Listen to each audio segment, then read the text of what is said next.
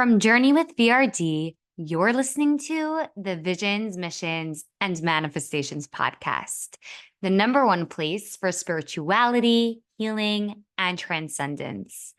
I'm your host, Vivian Raquel Diane. Now let's get into it.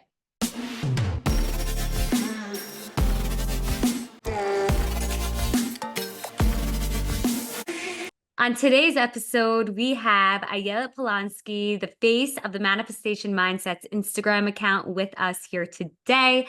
Ayelet combines psychology and Kabbalah to make manifesting easy. She coaches one-on-one as well as with groups and hosts the Manifestation Method podcast.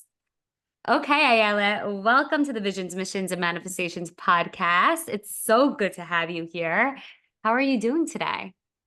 Hi, Vivian. Thanks so much. I'm doing good. I'm doing good. Definitely feeling Mercury in retrograde. And it's really interesting because I work with a lot of people all day, every day. And I love finding like threads of pearls that connect all of us, right? So people are seeing all sorts of shifts happening. And I really just feel that it's like planet Earth constricting in order to like push out the real light workers to tap more into the light and tap into their gifts. And so to answer your question, I'm doing really, really good and also feeling like a lot of energy coming through the portal.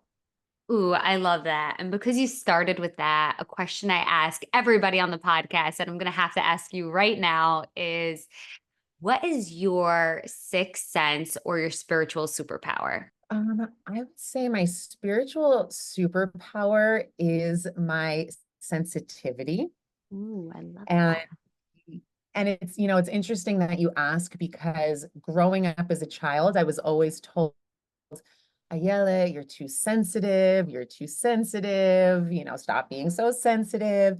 And so I really shamed that part of me for many years until I reworked that same piece of sensitivity and acknowledged, wait a minute, no, it's my superpower. And it's really what allows me, I believe, to like really hone in and connect with all types of people, with all types of traumatic history from all walks of life, right? It's like an energetic sensitivity, right? It's an ability to really, when I meet someone, feel and see what it is they're going through. So, it's that thing that I do when I'm like at a yoga class and there's a woman who I've never spoken to before. This is a real story. A woman who I've never spoken to before, but I've seen her many times in yoga. And she comes to class one day and she's just like really looking like she's holding a lot of heaviness inside her. And so I just go up to her at the class and I was like, I know I don't know you, but I'm here to just say hi and I'm here for you if you need someone to talk to. Here's my number. And she messaged me later and she's like, you don't know how much that message meant to me. I was going through the most terrible heartbreak and I just lost a family member. And just having someone like see that in me and reach out and connect in that way, it just like shifted everything for her. So I would say it's my sensitivity which allows me to really hone in and see people on an energetic level and get what's going on. Wow, that's so beautiful. I wonder, because it's not every day that you hear like a child say, when I grow up, I want to be a manifestation coach. How did you learn about manifestation and then take that superpower and amplify your practice and your methodology with that sensitivity? Yeah, great question. I first learned manifestation during my time living at an ashram in India. So I spent 6 years living under an enlightened master, really practicing a lot of like Eastern traditions and spiritual practices. And so we learned a type of manifestation that is not really the type of manifestation you see in like new age spirituality, but we were doing really devotional practices and learning how to like awaken our third eye, awaken these dormant superpowers that we all have inside of us, right? We all only use a very small percentage of our brain power, of our consciousness, of our, they call it in Eastern tradition, our Shaktis. So we were awakening these Shakti powers in India. And as a result, we were really learning like the spiritual science of how to use your mind, shift your frequency, shift your vibration to turn your thoughts into your 3D reality. And so, I mean, we took it to the next level though. Like we were actually materializing stuff like crystals, sacred powders, sacred ash. We were levitating. And I mean, we could take this in so many directions, but just to be more precise with your question, I started my journey in India. And I think for me, what really helped kind of buy into this manifestation methodology and really know, okay, this stuff works. It's not just some woo-woo. No, it actually works was when I started using it on myself and using it to manifest things in my business, to manifest my husband, right? I manifested my husband in 21 days, which is something I share a lot on social media because I know the truth and the magic and the possibility of what can be for people if they really, really allow themselves to open up to this, spiritual woo-woo stuff. So where did you grow up? Yeah, I was born on the Upper West Side, New York City, which is funny Okay. because people ask me, where'd you grow up? And they think I was like born in like the jungle in South America or something, I think. Which I take as a compliment, but no, I'm born in New York City, and when I was one, we moved to New Jersey, so I'm like a Jersey girl born and raised. But I always say I'm like a woman of the world because I've lived in India, in Israel, in Peru, in the Amazon jungles. I've been all over the world, so you can't take the Jersey out of the girl, but I definitely took the girl out of Jersey many times. That is so funny. So, what introduced you to that spiritual woo-woo kinds of stuff? Like, how did you even hear about this trip to India? So when I was 20, I woke up one day to 80 something missed calls, text messages, all saying, rest in peace, Dawn. We love you, Dawn. You will always be remembered, Dawn. And I remember thinking to myself, like, wait a minute, who's Dawn? Like I had never lost anyone in my life up until that point. And so the concept of losing someone who was my age was very new and like I was in denial. And so the first thing I did was I went onto social media and I was scrolling through my news feed and all of a sudden a picture of a close friend of mine, Dawn, pops up and it says, rest in peace, Dawn, you will always be remembered. And that's when it hit me.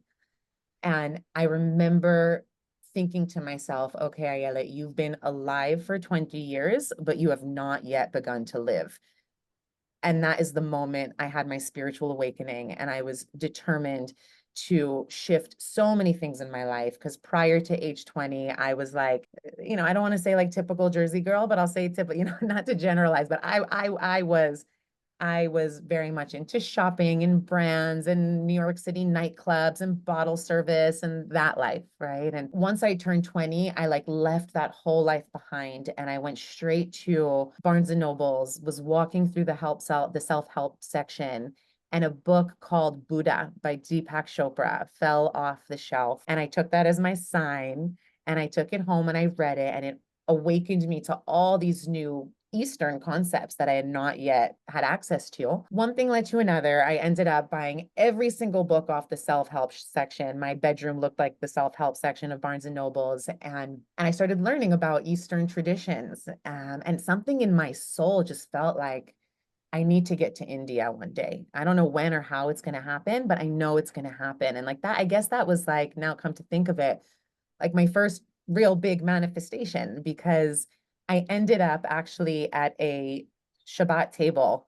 I went to school in New York City and I was at a Shabbat meal and this guy was sitting next to me, and I wasn't keeping Shabbat. I wasn't observant. And he was wearing these Rudraksha beads, like these prayer beads that they use in India. And I had recognized these beads from all of the studies I was learning.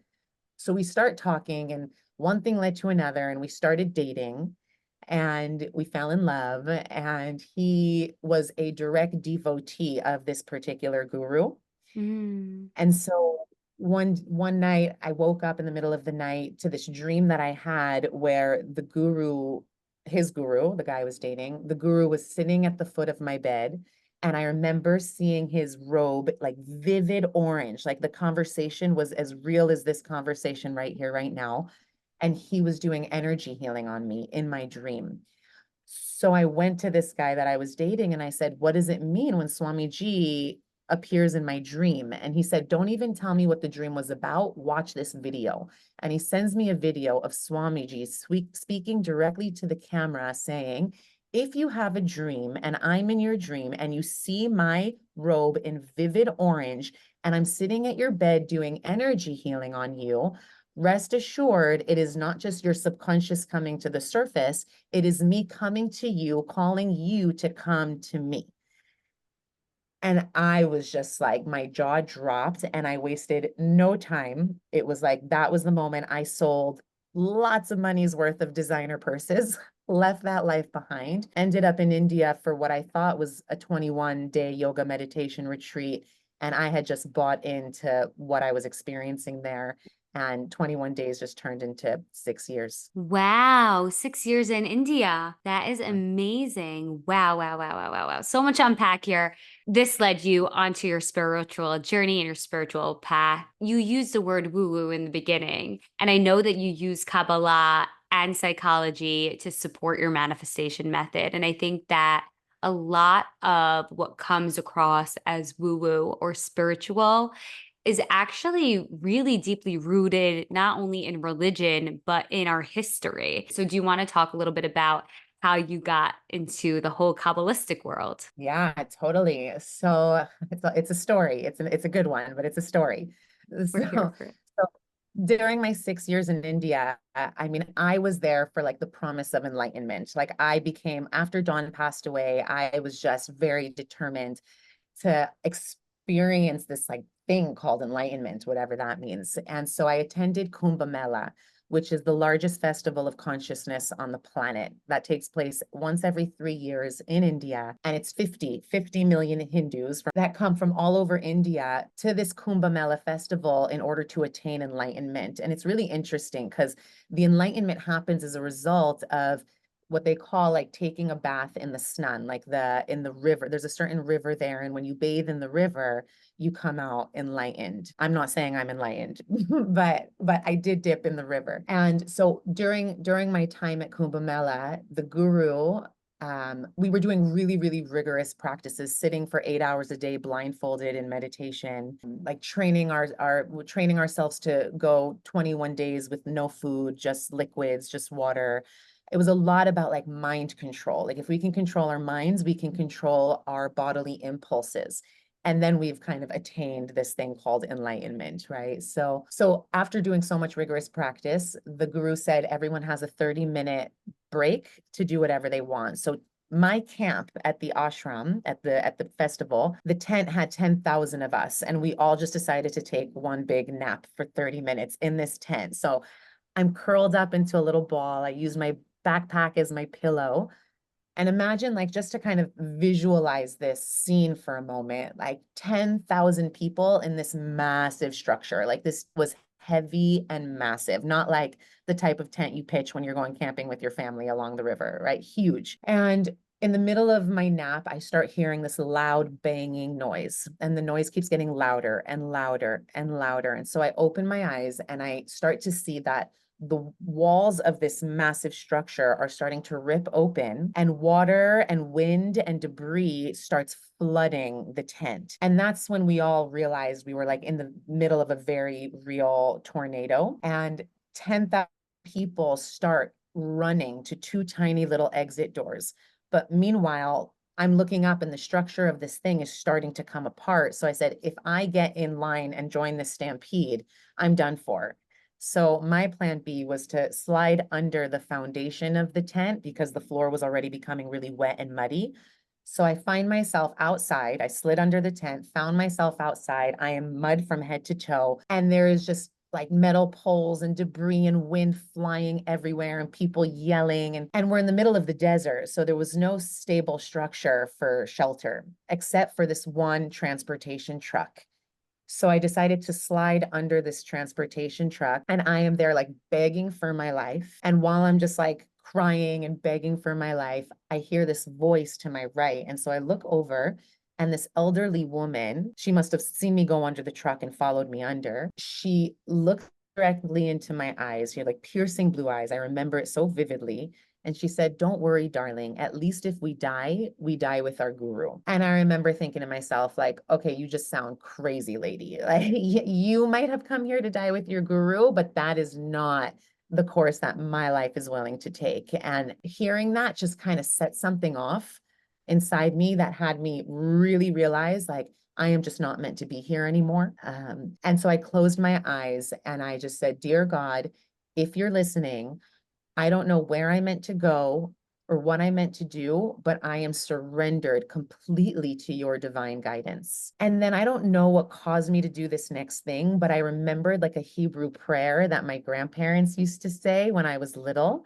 And so again, like I wasn't religious or observant Jewishly, but born Jewish. And I just my soul just felt like it needed to do this.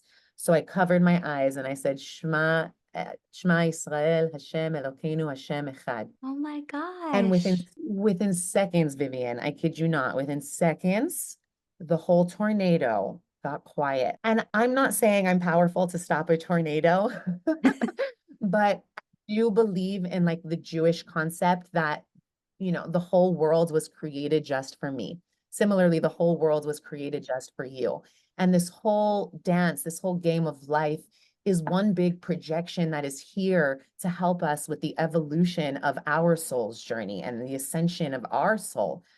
And so I just knew with every fiber of my being, this Jewish God, whatever that means, right? Like I didn't call it a Jewish God at the time, but I just knew that I wasn't meant to be there. And I said, "Thank you, thank you, thank you for all of the lessons that India taught me because it shaped so much of who I am today." And, one thing led to another, and a couple months went by, and I was just open and listening to that divine guidance. Now, mind you, it's like 6 years of a deep relationship. Like I was enmeshed with that community. I was leading retreats and traveling the world, like giving over the guru's teachings. So it's like breaking up with a whole community after 6 years. But a few months go by and I'm in a meditation and I'm doing all my like visualization work, a lot of my manifestation practices, and I'm in that space.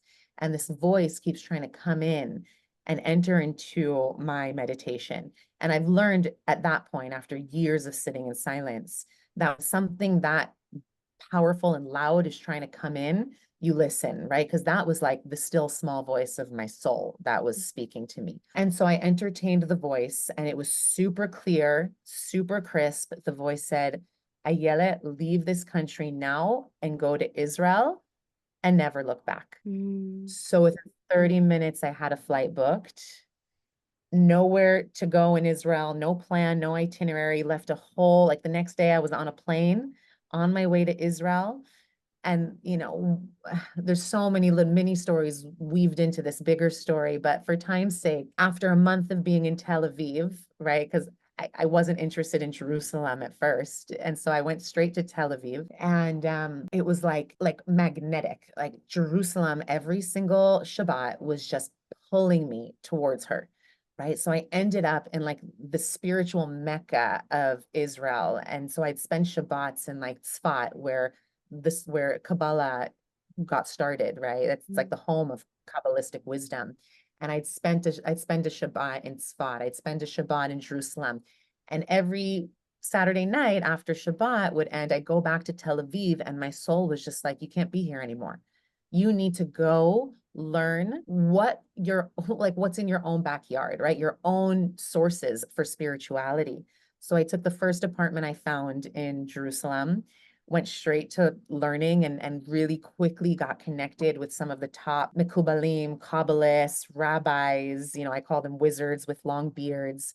And they really took me in, I think, because of my experience in India. And I was just so determined to kind of like crack the code of, is manifestation a Jewish concept or not? Mm. So I had spent the next 8 years of my life living in Israel, in Jerusalem, kind of being a teacher and student of manifestation, but through the lens of Kabbalistic wisdom. Hey there, it's Vivian, and I'm briefly interrupting this podcast episode because I'm so excited to introduce MAP to you all. MAP stands for Manifestation Acceleration Program. We start October 10th. It's a 6-week program where I give you the exact roadmap to get you from where you are now to a life that you absolutely love waking up to, a life that doesn't just look good from the outside, but feels even better to have, to manifest, to live. MAP is my once in a lifetime online 6-week program where I hand over the forever tools that not only copy and paste your dreams into your real life, but also teaches you the 5-step process that guarantees you a life full of so much purpose, so much fulfillment, and so much love. Ultimately, in this program, you become a manifestation whiz, so much so that you can teach it to your family and friends. And not only that, you'll get 6 guided meditations, 6 mind journeys to help you stay at a high frequency, to help you release, renew, and upgrade so that you could collapse time and accelerate your manifestation practice. I only have 4 spots left for this program. So if this is feeling like a full body, hell yes for you, then you need to DM me right now so we could get you in. 4 spots left. If this is feeling like the next chapter for you, DM me, or you could sign up directly at www.journeywithvrd/manifestation acceleration program, or you could just go on the website, click on work with me, and you'll find the way to enroll. Let's make your dreams happen. Okay, now back to the episode. So what would you say is the number one piece of evidence that you find in Kabbalah that manifestation is real? I mean, Heavy let's start question. it's such a big question, but like, it's a good question. All right, well, let's start with like the basic premise, right? You've heard the words abracadabra, right? Mm-hmm. Mm-hmm. Like if you go to a magic show, right? Abracadabra, like the bunny's not in the hat, now the bunny's in the hat, right? And what a lot of people don't know is abracadabra is actually Aramaic. Like the language is Aramaic, which is Old Hebrew, and it translates to I create as I speak.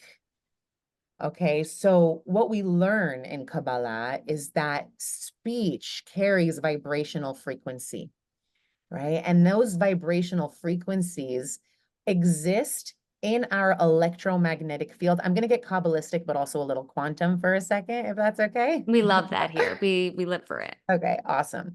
So all of us have surrounding us like a quantum field, our own personal electromagnetic field.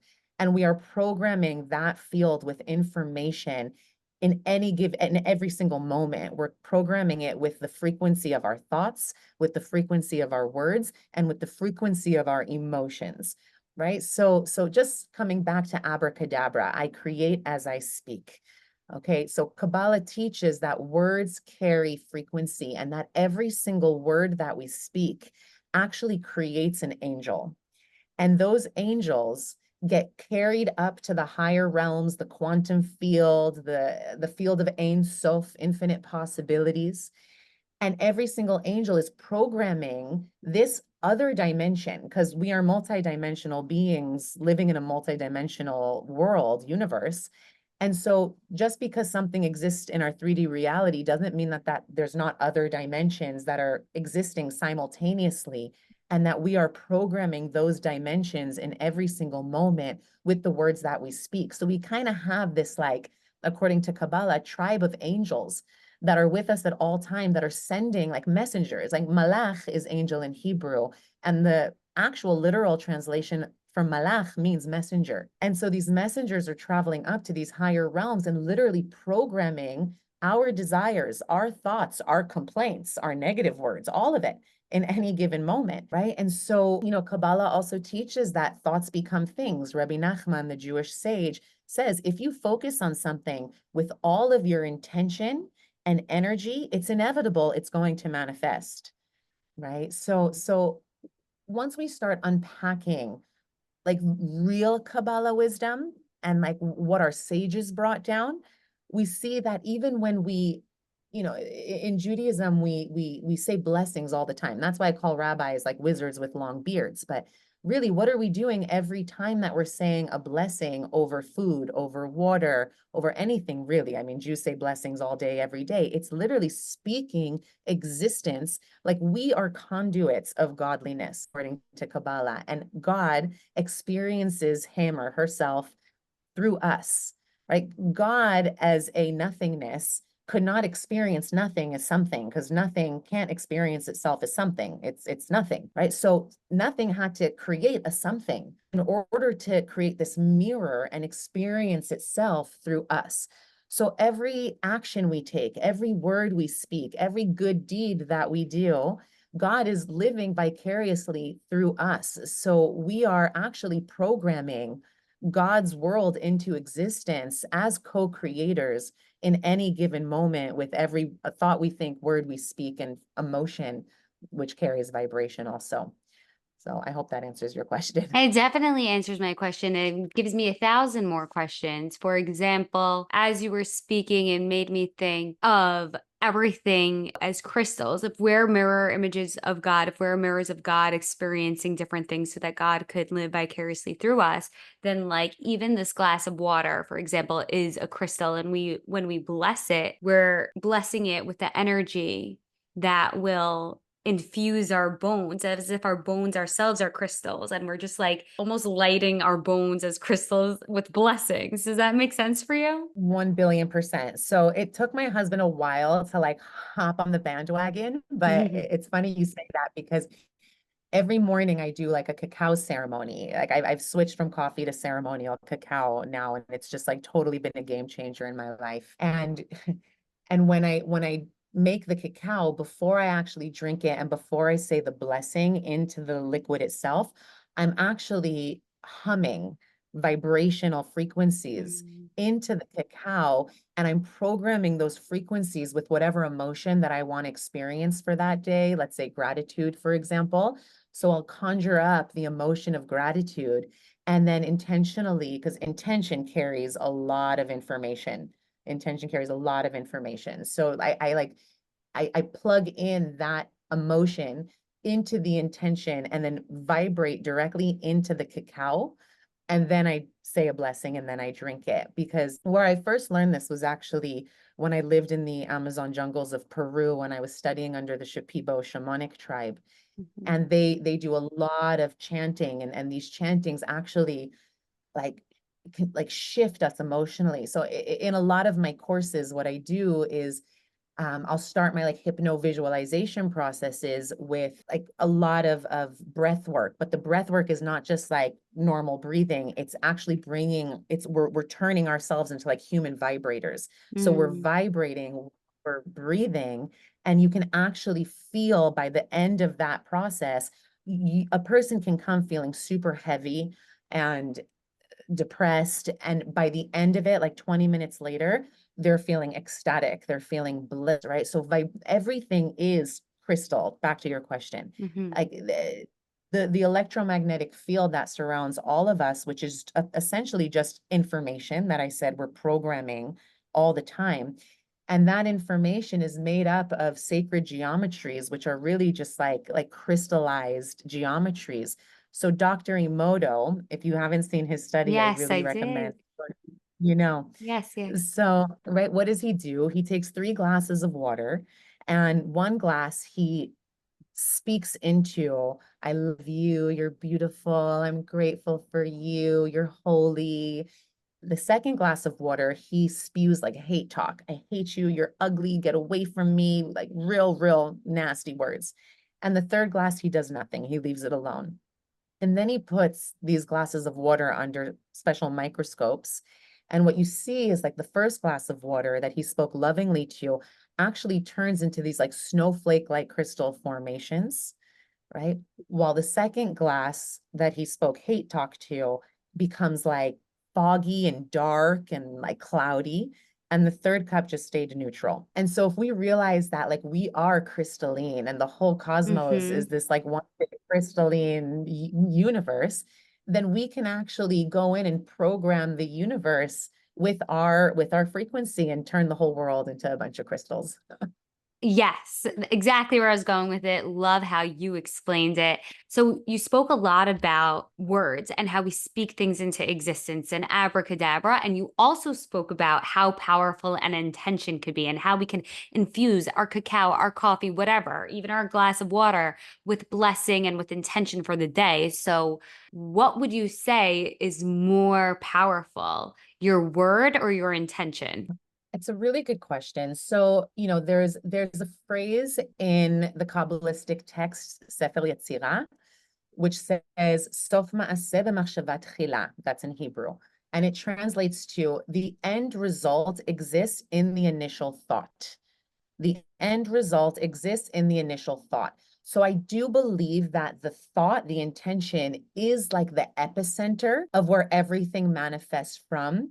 And according to Kabbalah, right, we have three ways of going about the world, right? Through thoughts, through speech, and through our actions. And if I ask people, which one do you think is the most effective, thought, speech, or action? The answer I usually get is action, Mm. right? Because it's the most like visible, 3D, tangible. I give a donation to an organization. It's like that action obviously does more than me just thinking about it, right? But according to Kabbalistic wisdom, it's actually the intention which is the most powerful. And the reason for that is because our thoughts, our thoughts are the most sneaky. Oftentimes, a majority of our thoughts live in our blind spot. We're not even aware of the types of thoughts that we're thinking throughout the day, right? So our actions, if I pay someone a compliment, I'm aware of what I'm doing.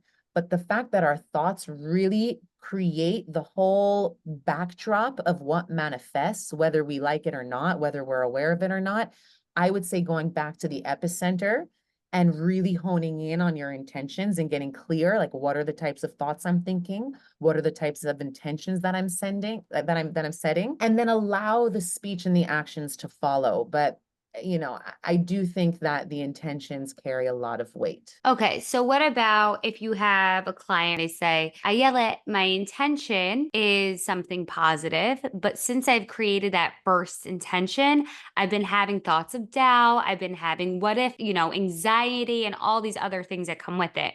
Their initial thought is positive and they keep coming back to that positive thought, but they're still experiencing some of the negative energies around it. What would be heavier or hold more importance, the original thought or the fear that comes with it afterwards? I would say the fear is the catalyst that creates what gets manifested, Mm. right? Because it's like goes back to like the law of vibration, right? We attract what we're a vibrational match for, and our body is electric and it is vibrating all the time with a lot of energy. So if we're experiencing a lot of fear, then I think it is important to first kind of get clear what is the belief behind the fear. Mhm. But as far as like what has this ripple effect, as far as what gets manifested, I would say it's the vibrational impact of the thought that we're thinking, right? It's like the fear that comes as a result of the thought that we're thinking. But that's why it's important to go to the control center, right? To start doing work on the subconscious realm, get to know what's under the iceberg of your thoughts, get to understand where is trauma being stored in my nervous system, and start working like twofold. It's becoming aware of the thought. But if we stay just with the thought, then that's like conventional therapy, and a Mhm. person can be in conventional therapy for their whole life and not see much progress. So I do think that's like the training wheels, like the starting point. But once you've kind of mapped out, well, what are the types of thoughts I'm thinking on a regular basis, then you can start to land more in your body and understand like what is the impact that it's having on me somatically in my body. And then you can start to reprogram the whole system from there. But it really is a whole system that works Mhm. together. Like in a car, what's more important, like the engine or the wheels? Well, you need both. Right. So That's a great answer. When you moved this entire awakening at 20, when that first initiated, was there any concern or objection you were getting from your family members? there was definitely no objection when I started reading all the self-help books. I think they actually appreciated it. The objection definitely came when they saw that I was like 22 years old and booking a trip to India by myself to the middle of nowhere to meet this Hindu guru. You know, like my parents, they're proud Jews. So they were like, what's going on here? Did our daughter join a cult? So I definitely got a lot of pushback, but that never stopped me. Like I have a very rebellious side to me that I don't know if I'd call it rebellious, but it's like when I set my mind to something and like I need to experience something or get answers, like I lead with curiosity. I'm a very curious person. I love to explore cultures and people and places and have new experiences. And I need to follow that curiosity. Otherwise, I feel very stifled. And my parents really know that about me. So thank God they were very, they never stopped me. Let's put it that way. But there was definitely resistance. Oh, that's nice that they didn't stop you. I have to ask, what is your astrological trio? Do you know it? You know, people ask me this all the time, and I knew it when I was in India, and then I know that, well, I'm a Libra. I'll say Okay. that. I'm a Libra. Now, all these years later, is there anything that you do, any ritual maybe, that you do consistently to stay in this space, in this high vibrational place? Yeah, I have a lot of rituals. Like I consider myself to be a very like high functioning person. Like I'm like that image of that like woman who's balancing 10 plates at the same time. Right? That like my husband and I we do a lot like for the community, for intern we just do a lot, and I'm seeing clients all day and creating courses or whatever.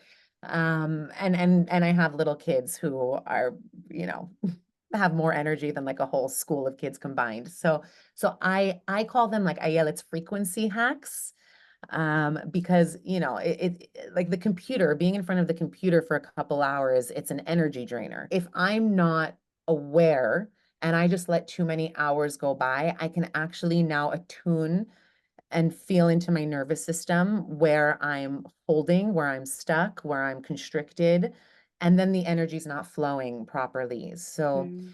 So I really try to be conscious of that. So some of my frequency hacks will be, you know, in the middle of seeing clients, I'll just go outside to my backyard and do what I like an earthing process, which is literally so simple. I just go barefoot, plant my bare feet on the electromagnetic fields of the earth. And if the earth is dry, I'll pour some water on it to activate it. And then I'm actually receiving like the codes of Mother Earth. And it's a very grounding, cleansing energy. And at the same time, I don't think a lot of us take time to stop and just listen to the frequency of nature. It is incredibly healing, like the birds, the insects, the wind is very soothing to the nervous system. So, you know, between like receiving the codes of the earth and then allowing myself to also receive from the energetic ball called the sun, right? And I'll just like stand there, even if it's just 3 minutes, like whatever I have, I'll take. So that's one of my hacks. And it's really powerful just as this like natural reset to get myself reattuned to the natural frequency of Mama Earth. Yeah. Hmm. Another one is my cacao ceremony every morning. It's like an instant, like getting aligned, getting back into that intentional space. How do I want my day to pan out, and really setting the intentions with the cacao. Um, I mean, I just have like a lot of movement in my day. I have a yoga practice. I go to the gym. I mean, I just think exercise is like one of the quickest ways to shift in frequency, right? If you shift your Hmm. physiology, shift your psychology. And then one of my most powerful tools that I use in a lot of my courses and my clients, and also like I don't do anything with people I work with that I don't implement in my own personal life. And that is like my hypno visualization processes, Mm. you know, because it incorporates some hypnosis, some NLP, neuro linguistic programming, as well as visualization. So, you know, depending on where I want to go with my intention or what I want to experience, or if I'm trying to manifest something specific, I have a visualization for all the different pieces. And it instantly like plugs me into shifting my frequency, shifting my energy. Wow, I love that. And would you mind sharing three of your most influential teachers you've had in your life for the person who woke up but doesn't know what to do with that? They're like, wait a second, where like what's going on? Is everybody else sleeping? Yeah, so I mean, is everybody else sleeping? my three, I'll go with like my three most influential teachers because I have a lot of like reverence for these teachers. And, one of them is my shaman, who's like my direct, I mean, I call him my wizard. Like I literally call him wizard, because he's just cracked the codes for abundance. He's the most like humble man. You would never know this about him. He dresses in like a t-shirt and jeans. He's Israeli.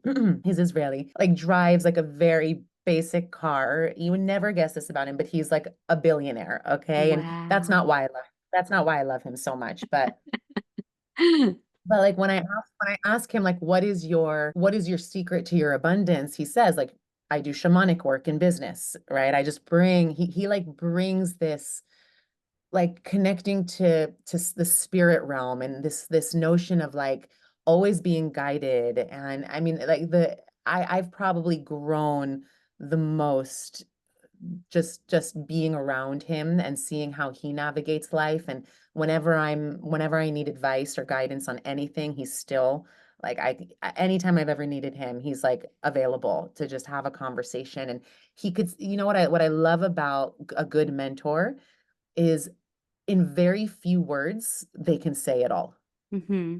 right? Very few words they can say it all. So he's someone who's been a huge influence in my life. Another mentor of mine, I would say, she's still a good friend of mine, but she was my mentor when I was in India, and Mm. she's still like a direct disciple of the guru. And she just like took me under her wing like mama bear. Like she just saw. I always say when you find a mentor, like see someone who really sees your potential, and she's never asked me for anything in return. She's just always seen my potential and taken me in. And she's helped me kind of like mind map my entire business when I was first starting out. And she kind of like got me going, like took off the training wheels and gave me that push, and always believed in me, and always saw like she just saw greatness in me even when I didn't see it in myself. So, I always say have someone who believes in you more than you believe in you, you Yes. know. And then my third mentor, I mean, I have to say it's my husband. I love that. Yeah. He's just like the most stable rock. One of our teachers like gave this metaphor, like he's the flagpole and I'm the flag, Oh, I so like love that. right, right. So like Yes. he like creates the space for me to like fly, for me to be. And a couple weeks ago we were in this like deep journey process together, and I had this moment where I looked at him and I was just like, you are home for me, you are safety for me. So being able to like lean on that, knowing that even in my worst moments, even when all of my inner children come out and they want to come and play and they're being all sorts of dysregulated, he just looks at me and he's just like, I'm in love with you and I'm not going anywhere. Like you can do all the things you need to do to try to scare me away and it's just not going to work because I'm here to stay. And he, having him as a mirror reflection, and he's different and similar to me in many ways, but very different in many ways. And so it's through him that I get to see myself in all of the places that I would not have been able to see myself if not for like the intimate container of a marriage with someone who is just so safe. Yeah. So It's so so yeah. important. I feel like Yeah. our having mentors and surrounding ourselves with people who see us, who support us, celebrate us, and even teach us is so important when you're manifesting or trying to get anywhere other than where you are, when you're trying to ascend. Because if you hang around the people that you're so used to hanging out with, you're going to stay in a place that you're used to and you're never going to ascend and get to that place. But when we surround ourselves with mentors and coaches and shamans and all the things, we get into that energy, into that place, and we can fly and ascend and manifest and have all those things that we've been dreaming of. Totally. Totally.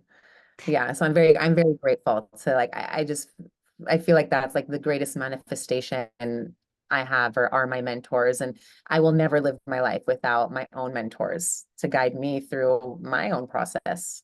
Exactly. And speaking of your dreams, what is your big visions, missions, and manifestations? What are you manifesting? Wow. Okay. I mean, ultimately, just really living. I really care. I would say, I get like frustrated when I can't crack a code, right? Like I had a friend come to me recently and she's like, I yell that I'm in this job and I just like I know I'm meant for more and I just can't get myself to leave this job and it's so scary. And I was getting like frustrated with myself for not being able to like crack the code to like give her all the answers to help her. So there's this part of me that just really cares about seeing people and witnessing their evolution, right? And always helping people level up. So I'd say like my big picture is just like shifting the frequency of humanity and planet Earth, like on a global scale. Mm-hmm. And then on a micro scale, I mean, I think I've shared this publicly yet, but my husband and we like co-facilitate a lot of circles together. We have a lot of like sacred gatherings, ceremonial gatherings. And so we're open to receiving a space. Like we're doing a lot in our home now, which thank God it's great. But also just like opening this up like a separate space to have some sort of like retreat center where we can bring in other experts and practitioners and create a real like healing transformative experience for so many people. So I would just say to like my big vision is to keep doing what I'm doing, but to like quantum leap that Mm-hmm. and take it to wherever level it's meant to go so that it can touch the hearts and souls of as many people who, feel they resonate with whatever I'm offering. It's gonna happen. I already see it for you.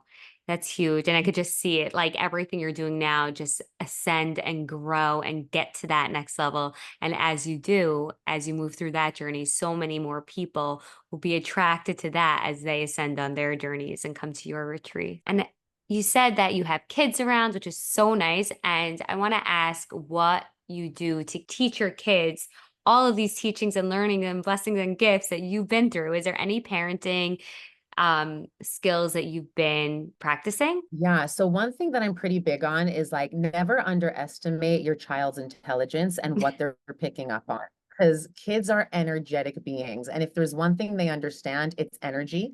They might not have language for it, but they're picking up on it. And so, I try to just speak the way I would speak to you, maybe on like a little bit of a lower level, because my kids are 2.5 and 4.5, but I speak energy to them. I speak frequency to them. And my 4-year-old, the other night before bed, he calls me Ima, which means mom.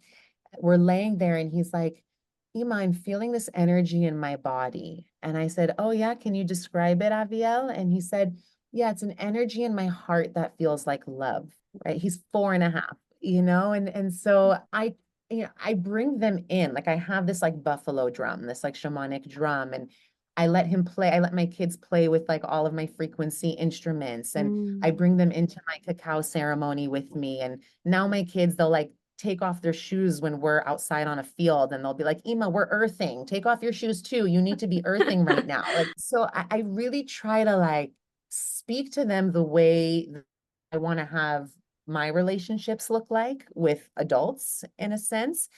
And I see that like little by little, they're really picking up on it. Like the other day, my 4.5-year-old, I went to like grab him and give him a hug. And he was like, Ima, you're crossing my physical boundary. You didn't ask for permission. And I was like, you know what? He's right. He's right. Like they hear everything. So I'd say bring them into this world where they see everything as magic, and I mean, parenting is the hardest job I have. It is by far the most challenging. I thought running a whole business was hard. No, no, no.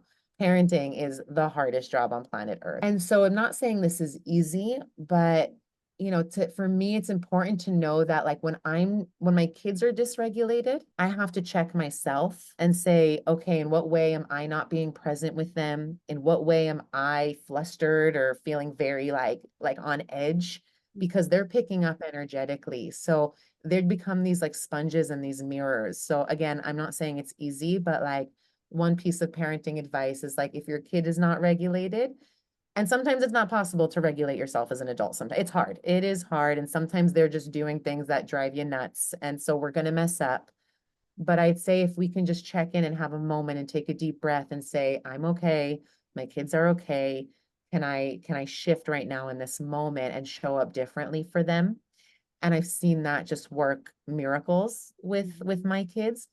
And if I can't bring myself to that place, because again, I'm like shuffling 10 plates at the same time and they're just throwing things across the kitchen or whatever they're doing, and let's say I have a moment where I don't act the way I really would love to act as a parent, then I really believe that the repair is even more important. And we always have an opportunity to go back and say, I didn't act in the way I really wanted to act earlier. I'm sorry for raising my voice or for saying what I said. And 100% of the time, my kid is like, either he's saying, it's okay, I forgive you, or he's saying, I haven't found my forgiveness yet, but I'm looking for it. That is so cute, but so real. So So real. it's so real. And this really connects with what we were talking about before, how God is experiencing life through us. We are mirrors. And in a way, our children are mirrors of what's going on inside of us and how we're showing up. And so there is that relationship between us and God and our children and us, which is really full Totally. circle. I always say, and even from a manifestation perspective, right? Like, God is a macrocosm to what we're experiencing here with our own kids on planet Earth. Like, this is a microcosm of that macro relationship. So we can really learn a lot from God as far as like how our kids perceive us and how we are in relationship with our kids. And, I mean, there's so many places I can go with this idea, but if we want to manifest something and we're asking God, divine source, to manifest this for us, right? Because ultimately God is the one manifesting, right? We have our part in the manifestation dance, but ultimately God is the one who's saying like, here it is, And so we have to learn how to attune ourselves and turn ourselves into receivers for that abundance so that we're not blocking that infinite wellspring of goodness that is wanting to shower us with abundance at all times. Similarly, we want to give our kids an abundant life. We want our kids to have good. We want our kids to have plenty. We want our kids to be okay and taken care of and have their needs met.